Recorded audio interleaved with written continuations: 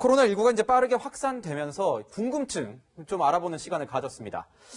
오늘 보면은 치료제가 지금 어떻게 되는 건지도 궁금하고 또 일각에서는 치료가 돼서 이제 완치된 사람이 한 10명 이상 나왔는데 그렇다면 이 약을 혹시 약국에서 좀 팔면 어떠냐? 뭐 이런 얘기도 나오는 것 같습니다. 예, 이건 전혀 그런 상황은 아니고요. 치료제라는 의미는 치료제가 아니고 일단 이 바이러스를 어떻게든지 좀 증식이 급격히 늘어날 때 막아주는 역할을, 억제를 하는 역할을 하는 것이거든요. 근데 실제로 이 코로나 바이러스에 대한 억제제도 아직 개발된 적이 없고 신약이라고 하면 더구나 사용할 수 없는 경우가 많이 있습니다. 여러 부작용 때문에. 지금 사용이 되고 있는 그 에이즈 치료제인 경우도 사실은 그게 의학적으로 증명된 부분은 없고요. 에볼라 치료제도 있고 이런 것들이 다 그 초기에 증상이 이렇게 나타나면서 바이러스가 너무 많이 증식할 때 막아주면서 결국은 증상을 완화시키는 치료를 하면서 자기 몸의 면역력이 이것을 이겨내야 되는 것이기 때문에 결과적으로는 치료제라기보다 내 몸의 면역력이 이것을 이겨낼 때까지 시간을 벌어주는 그런 의미이고 면역력을 높이는 거군요. 면역력도 높이는 건 아니지만 내 면역력이 어떻게든 대항을 해야 되고 그게 만약에 제대로 저항을 못해서 결국은 자바로흡까지도 잘 안 될 경우에는 에크모라는 데까지 가서라도 어떻게든지 산소 포화도를 높여주고 내 몸에 항체들이 생겨서 바이러스를 제거할 때까지 기다릴 수 있게 해주는 이런 치료라고 할 수 있겠죠. 네, 구차장 지금 그런데 코로나19 검사법이 새로 나왔다는 거잖아요. 검사 그렇습니다. 과정이나 또 비용은 어떻게 되는 겁니까? 네. 일단 신속검사법이 지금 그 도입이 돼서 지금 적용이 되고 있는데요. 기존의 경우에는 뭐 한 6시간 정도 걸렸는데 이번에 그 개발된 신속검사법에 따르면 한 2시간에서 3시간 정도면 이 바로 결과를 알 수가 있다고 합니다. 그런데 이 비용이 좀 만만치가 않습니다. 그 개인적으로 이 코로나 바이러스 감염 여부를 확인하려고 하면 이 16만 원 정도의 그 비용이 드는데요. 그런데 다만 이 뭐 고열이라든지 마른 기침이 나서 의사가 소견으로 이건 코로나가 의심이 되니까 검사를 받아봤으면 좋겠다라고 한다라면 이건 이제 그 의료보험으로 처리가 되기 때문에 이 개인이 부담해야 될 비용은 상당히 좀 줄어들 수 있다고 합니다. 네. 이거 보면은 검사 과정에서 좀 검사가 힘든 사람들도 있지 않겠습니까? 보면은 어떻게 뭐 신생아나 임산부 같은 경우에 뭐 이런 사람들은 검사도 힘들 것 같고 치료도 힘들 것 같은데 이런 경우에는 어떻게 됩니까? 사실 임산부인 경우는 빨리 조기 발견해서 치료라기보다는 어떻게든지 증상이 안 나오게끔 억제를 해야 되는 것이고요.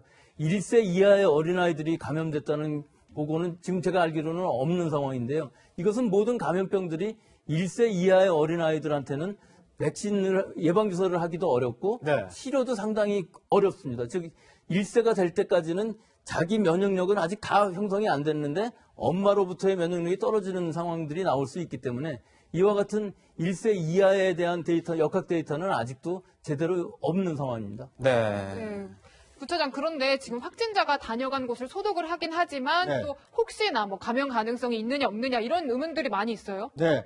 그런데 이제 그 걱정은 크게 안 하셔도 될 것 같습니다. 네. 일단 확진 환자가 다녀가면 폐쇄를 하지 않습니까? 그렇죠. 폐쇄한 이후에 철저하게 소독을 합니다. 그러니까 혹시라도 있을지 모르는 바이러스를 퇴치하기 위해서 깨끗하게 이게 이 소독약을 통해서 소독을 철저히 하기 때문에 바이러스는 이제 완전히 없어지는 거고요. 없어져서 이제 클린하다라는 것이 깨끗하다는 것이 확인된 뒤에 다시 문을 열기 때문에 확진 환자가 다녀갔다라고 해서 뭐 심리적으로는 좀 찜찜할 수 있습니다만 오히려 더 깨끗한 환경으로 바뀌었을 가능성이 높기 때문에 안심하고 이용하셔도 될 것 같습니다. 네, 이제 네. 동선을 이제 지자체나 정부에서 공개하는 이유는 혹시 거기서 이제 뭐 밀접 접촉이 있을까 싶어서 이제 하는 거고요. 그 이미 공개됐을 때는 이미 다 소독이 되는 상황 아니겠습니까? 그렇습니다. 예, 그래서 이제 크게 걱정하실 필요는 없다고 합니다.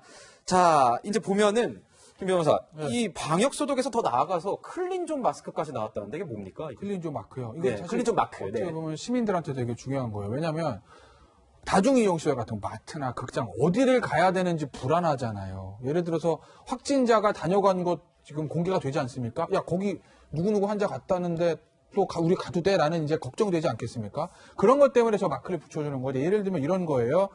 확진자가 다녀갔다고 알려진 곳 중에서 완벽하게 그 후에 방역을 해서 깨끗해진 곳.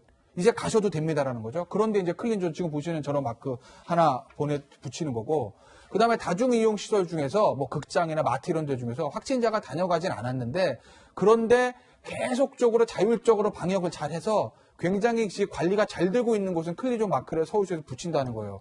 그럼 저건 사실은 거기서 일하고 있는 어떤 그 업체라든지 뭐 자영업자분들한테도 도움이 되는 거고 우리 시민들한테도 저곳은 가도 되는 곳이라고 어떻게 보면 시에서 인증을 해준 거기 때문에 좀 마음 편하게 갈 수 있지 않겠어요? 그러니까 이거는 전 서울시에서 굉장히 좀 잘하고 있는 거라고 봅니다. 네. 네, 백 교수 그런데 지금 이렇게 확산이 되니까 예방법도 굉장히 궁금하고 관심이 많아지잖아요. 얘기가 나오고 있는 거를 보면은 해를 뭐 많이 쬐면 좋다, 혹은 또 뜨거운 물을 마시면 좋다 이런 얘기들이 나오는데 맞는 얘기인가요?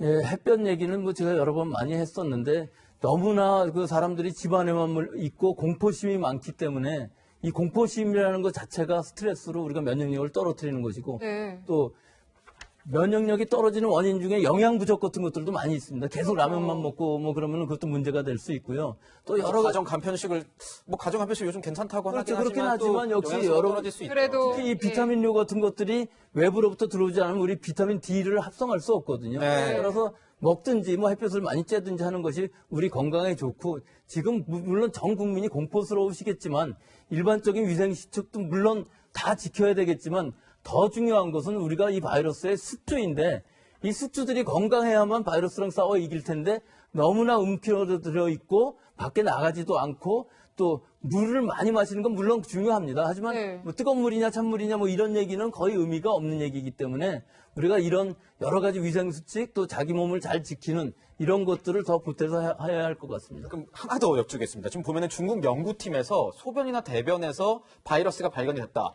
그럼 이런 경우에 공중 화장실 같은 거 사용할 때 조금 어떻게 논란이 될 수 있을 것 예, 같아요. 물론 이론적으로는 그럴 수 있습니다. 이 바이러스가 설사도 일으킬 수 있습니다. 독감하고 비슷한데요. 어떤 사람은 증상이 나타나지만 어떤 사람은 증상이 나타나지 않고요. 소변이나 대변에서도 얼마든지 바이러스는 검출될 수 있지만 이게 과연 수인성 전염병처럼 이렇게 전파력이 호흡기가 아닌 어떤 경구로 들어왔을 때 경구 대변 경로라는 것은 음식물이나 혹은 물이 오염됐을 때 얘기거든요. 물론 네. 화장실은 접촉 감염으로 이루어질 수 있지만 그 정도까지 즉 노로바이러스 이런 것들은 바이러스가 몇 개만 있어도 다 걸리거든요. 하지만 이 호흡기 바이러스, 이 코로나 바이러스는 화장실에서 감염이 되어 갖고 들어왔다 하는 건 굉장히 어려울 수 있습니다. 이건 굉장히 가능성은 희박하고요. 물론 굉장히 높은 농도가 있어서 대변 소변인 경우도 아주 중증의 환자가 많은 양의 바이러스를 배출했을 때에는 감염 위험성이 없는 건 아닙니다. 이런 감염 경로도 충분히 가능은 하지만 중국에서도 그렇게 많은 케이스가 없기 때문에 우리 같은 지금 상황에서 거기까지 걱정하는 건 너무 많지만 사실은 그런 부분도 우리가 있을 수 있다는 것은 대비는 해야 되겠죠. 대비는 해야 네. 된다. 근데 공중 화장실 저희 이제 깨끗하게 그래도 나름 우리나라가 공중 화장실은 굉장히 깨끗하게 처리가 좀 시스템이 잘 돼 있지 않습니까? 그러니까 거기서 제일 중요한 것은 거기가 조금 오염됐다 할지라도 내 몸을 깨끗이 하면 되는 네, 것이기 때문에 네. 그 부분을 유념하면 되죠. 개인 위생에 네, 개인 위생이 중요합니다. 네. 네, 구차장 근데 네. 대중교통이 궁금해요. 전철, 버스 이런 거 안전할까요? 일단 뭐 심리적으로 여러 사람이 타고 내리는 것이기 때문에 심리적으로 좀 위축될 수 있는데요. 지금 이 서울시 또는 경기도 뭐 그 지방자치단체에서 하루 2차례씩 소독을 꼼꼼히 하고 있고요. 또 이 그 차량의 경우에는 이 손 소독제를 비치해서 조금이라도 꺼림칙한 분들이 스스로 이렇게 손 관리를 할 수 있도록 돕고 있습니다.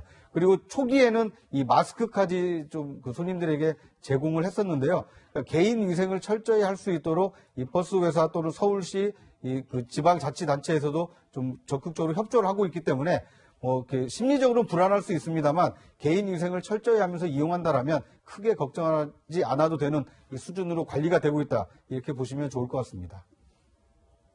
네, 세 분과는 여기서 인사드리겠습니다. 감사합니다. 네, 저희는 60초 후에 다시 돌아옵니다.